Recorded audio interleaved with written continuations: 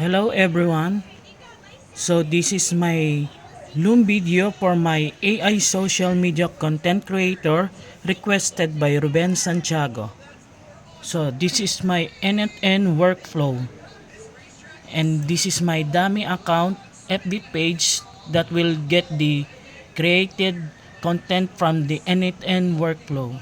So I'm gonna Daddy. execute the workflow. Daddy. Then it gonna trigger the generate code.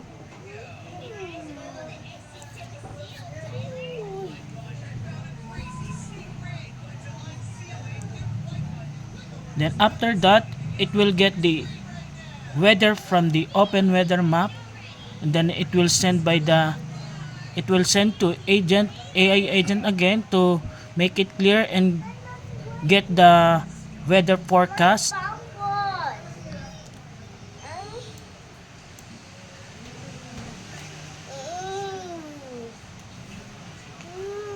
So after the AI agent create the content and clear the open weather map, it will generate the final image and will directly send to the Facebook page. You'll see that it's done, and we will go to my dummy FB page. I will refresh the page, then you will see the actual weather forecast for my location.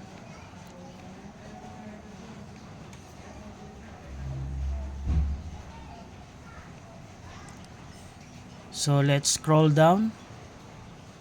So here is the actual weather forecast for my location, Tanay, Philippines, 24 degrees Celsius, and this is the code generated by AI agent.